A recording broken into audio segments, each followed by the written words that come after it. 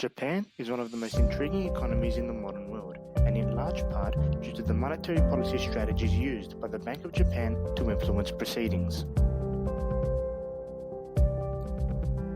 The Bank of Japan's primary objective is to achieve price stability, and in doing so, have been steadily decreasing the interest rate since the early 90s.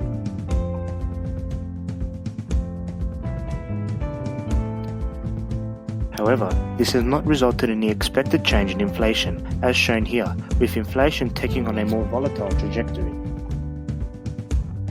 Now, let's take a step into Japan's current domestic conditions, which can be discussed from several aspects, which are labor market, corporate sector, manufacturing sector, and non-manufacturing sector.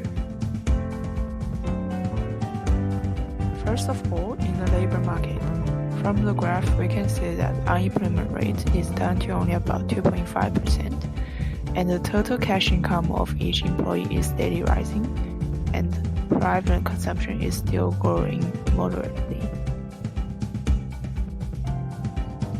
In the corporate sector, profits are on an improving trend, and business sentiment has stayed at a favorable level. In this situation, business fixed investment has continued on an increasing trend. In the manufacturing sector, there is an increased investment in research and development for companies which have been actively promoting next-generation technologies, such as automatic driving systems and electric vehicles. Lastly, in the non-manufacturing sector, investment to improve efficiency and save labor has maintained at a high growth due to labor shortage. There are three external conditions that influence the monetary policy in Japan. There are rising oil prices, protectionist policies, and an increase in price caused by growth expectations. Now let's talk about the aggregate demand curve. The aggregate demand curve is related to goods and financial markets. Increase in price will decrease the real money stocks, hence will lead to increase in interest rates and will cause the lower demand for the goods and a lower output. Thus, the demand curve is downward sloping. According to the current domestic condition in Japan, investment is growing, so aggregate demand will directly impact it. Therefore, aggregate demand curve will shift to the right, so the price will increase and the output will also increase.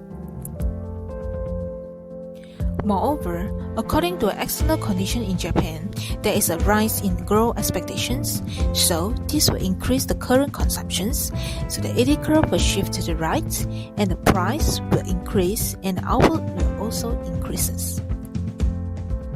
Japan's technology industries are making progress in many fields, in particular driverless cars and electric vehicles, with both coming steadily cheaper to produce, leading to a shift to the left of the AS curve.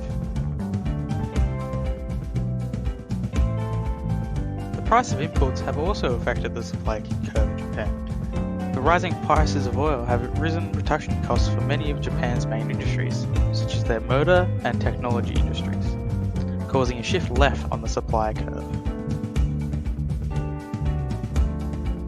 Conclusion: in the best interests of the Japanese economy, the Bank of Japan should leave the cash rate at minus 0.1% as the level of inflation is steady within the economy, with the investment and consumption starting to grow steadily as well.